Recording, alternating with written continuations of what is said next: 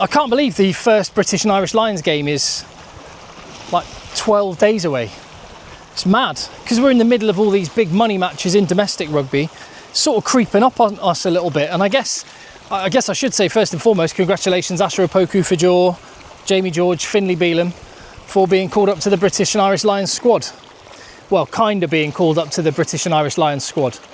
42% of the squad are currently unavailable to Andy Farrell and are not in Portugal, where they are on warm weather training. So, I don't know, is that just reason number 5,000 why we need to have a global calendar together? Does it slightly take the shine off of what it means to be a British and Irish Lion when these other players who weren't selected in the squad are going to be playing? Actually, it's not going to be a test match, is it? The game against Argentina, I guess it's for exactly this reason. It would kind of devalue it somewhat. The Argentina test match is classed very much as a friendly and not going to be a proper World Rugby sanctioned test match. And I'm assuming that's something the Lions have decided themselves. Anyway, lots to talk about. The selection, the injuries, the squad, who's likely to get on the plane to Australia, who's actually going to be playing in that game against Argentina. I know that I had a look online at how much it is to get a ticket. My goodness me, it's eye-watering. There is no doubt that the interest in the Lions is as massive as it ever was. And I am going to be in Australia for some of it, taking the channel there, so trying to get you as close to all the action on and off the pitch as possible. If you appreciate the content on the channel, then please hit subscribe, give the video a thumbs up, and leave your comment down below. I am in Greece currently. This is my favourite, well, yeah, just about my favourite place on earth. And it's pretty easy to see why, isn't it? Just colour of that sea, just unreal.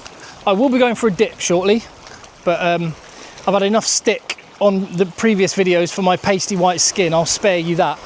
There's very little difference between the colour of my shoulders and the colour of my t-shirt right now. Right, where shall I start? So the players that are in the squad then. Asher Opoku-Fajor is in, tight head prop. Finlay Bealham is in, tight head prop.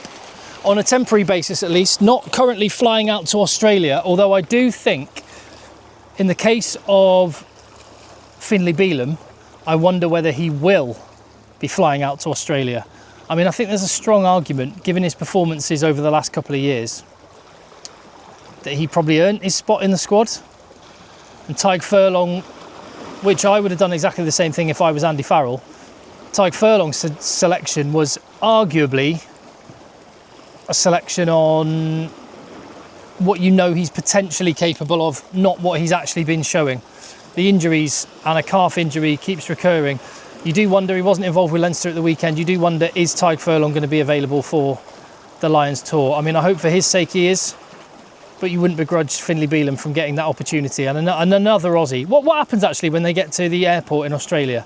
I mean, I'm sure it's the British Lions, they'll just be ushered straight through, but it would be quite funny if, like, the Mac Hansen, Finlay Bealham, Sione Tuipulotu, the guys with Aussie passports, or even, I guess, probably they've got a good deal with New Zealand, the New Zealand passports as well, the Kiwis, can just sort of stroll through passport control while everyone else is queuing up for 2 hours. That'd be quite funny. But yeah, a big injury concern, but Tadhg Furlong is far from the only injury concern for the British and Irish Lions. You've got, and I've got a little list of them here, Hugh Jones, Blair Kinghorn, Gary Ringrose, Hugo Keenan, Zander Fagerson. That is some significant names that are potentially unavailable. And that's only one element of the unavailability, because in the case of almost all of those players I mentioned, except for Zander Fagerson and Hugh Jones, they wouldn't be available to be in Portugal on the training anyway, because that's the other factor. It is weird with the whole Lions hype. It's going to be weird when it's here, because it's going to just suddenly feel like, oh boom, we're in British and Irish Lions time now, because the season hasn't finished yet. And in the case of France, it's Blair Kinghorn could be playing on the day of the Lions' second match in Perth. Yeah, there are, well, the 11 Leinstermen, I think it's 11. Got Will Stewart for Bath, Finn Russell for Bath. You've got Ollie Chesham for Leicester. So the stat is 42% of the British and Irish Lions squad are currently unavailable. hence the call-ups. I think as well, with the tight head prop situation, I don't know what you think, but like Asher Opoku-Fajor, I mean, what a year he's had. Won the under-20s World Cup or World Championship, whatever they call it. Made an England debut, that game against Japan. And now he's going to be pulling on the red of the British and Irish Lions. Not in an official test match, by the way. It's important to point that out, actually. And I think this is exactly why. Because it would take a little bit of the shine off what it means to be a British and Irish Lion, wouldn't it? If this was a full-on test match and you could not get picked in the 38-man squad, but end up getting a Lions test cap against Argentina. I mean, it would also be quite cool if the players did. And it would be great for the Argentinians to be able to say they played in a test match against the Lions, but it is very much down as a friendly, which is important to point out. But Asher Opoku-Fajor's had a brilliant year. He also got taught a little bit of a lesson at the weekend. Nicky Smith gave him a bit of a going over in the scrum. Was it Nicky Smith or was it Will Griff? No. Yeah, that's right. And then Will Griff John came on and kind of steadied the ship a little bit. Anyway, I think one thing it points to is the fact there is not a great deal of depth in the tight head prop position. There's that old phrase that was said. I think it's been said by many a coach, but I think it was Darnie Craven, the kind of South African coaching legend, that said it first. The most important player is his tight head prop. The second most important player is his replacement tight head prop. So anyway, Asher Opoku-Fajor, he could be entering the big leagues now. Joe Hayes would have been possibly another shout. Thomas Clarkson's been playing really well for Leinster. So there's a lot of good young tight head props coming through, but there's not many at test level, do you know one thing that made me think?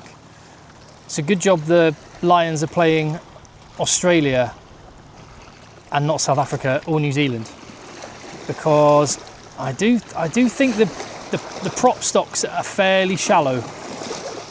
Anyway, that's just one thought. On the flip side, with Finlay Bealham going, 3 Connacht players, I think that's an amazing, for that organisation and that budget, 3 British and Irish Lions in one squad that's pretty remarkable, I think. So, who is going to play against Argentina? Answers on a postcard, let me know, what do you think? I'll read out what I think the team's going to be. There's only 22 of the 38 players that are available, so presumably they're all going to be involved in the matchday squad if fit and available to do so, supplemented by 1 or 2, maybe all of those guys who are in the squad. I guess the other thing I didn't mention is that Asher Opoku-Fajor can scrummage both sides, so if you just wanted to have one player in the squad as an extra body, he would make quite a lot of sense.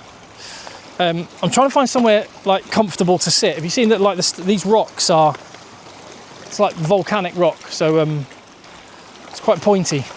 Maybe I'll stay on my feet as I give you the. So Ellis Genge or Pierre Schoeman are 2 loosehead props still in the squad. They're out there in Portugal training. After Ellis Genge lost in the Premiership semi-final, he is available. So I'll go Genge to start loosehead, Schoeman on the bench. So loosehead props all right. Luke Cowan-Dickey is the only hooker that was selected who is available. The other 2 are from Leinster. So it was going to be Jamie George or Derry Lake that would get called up next. It's Jamie George, he'll be on the bench. And he's got a lot of experience, nice guy, good character. So yeah, no issues there, that's good. Will Stewart, the only tight head prop in the squad that was named, who is currently available. It remains to be seen if Tyke Furlong will be fit and available to actually play at all on the Lions series, or if Finlay Bealham will be a permanent replacement. I think there's going to be a few of those, maybe even before the tour happens. A few of those injuries, we'll need to wait and see on those, how they're getting on. Second row, Itoje and Byrne, world class. Scott Cummings is available, he's a player on the bench, so no need to call up any replacements just yet. But one injury and someone else is getting called up. Back row, Jack Morgan, Tom Curry, sorry. So probably Tom Curry 6, Jack Morgan 7, and Ben Earl 8. I mean, not a massive line-out threat, but so much energy. Henry Pollock off the bench, and that is the back row. Those are the options that are currently available. And then scrum half, Thomas Williams or Alex Mitchell. So I'll go Thomas Williams to start, Mitchell on the bench. Fly half, you've got the 2 Smiths. So let's go Let's go Finn Smith. Centres, Sione Tuipulotu and Bundyaki, the only 2 centres that are still in the squad and available. The wingers, you've got a few here. Duhan van der Merwe, you've got Mac Hansen, you've got Tommy Freeman. Let's go for Duhan and Freeman with Mac Hansen on the bench. And then fullback, the only one that's available that's a specialist fullback, Keenan, currently out injured and in any case hopefully is fit for the final, but will be playing for Leinster, and Kinghorns with Toulouse obviously and carrying a knock, but Elliot Daly, so Elliot Daly fullback. So that'll be Alex Mitchell, Marcus Smith and Mac Hansen on the bench. So I wonder if they're going to call up a centre, because that's one area they look a little bit light. Also, like, don't they need bodies to do some proper training with? Although is the fact this is a warm-up game, and it has very much been said this is a warm-up game, does that mean they're just going to have a bit of fun with this one? They're just going to not put too many of the structures in and just play fast and loose, barbarian style rugby? It might well be that that's what they do, and it's more about getting to know each other and hanging out with each other. Which returns me to the original point. It's a bit of a shame that the Lions tour starts, the squad get together, they get all their bags of stash, they start to get to know each other, and 42% of the squad that were named are not there. Come on, powers that be in rugby, let's get a global calendar sorted for exactly this reason. But there you go, that said, I'm not trying to put a downer on it. I am buzzing for the Lions. I'll be out there in Australia for some of it, bringing you content on the channel, bringing you build up, and in the meantime hopefully trying to work on a little bit of a suntan so I don't get absolutely ripped in the comments, which I fully deserved. And thank you very much for your comment, for dropping a thumbs up on the video, for hitting subscribe, and I'll see you on the next one.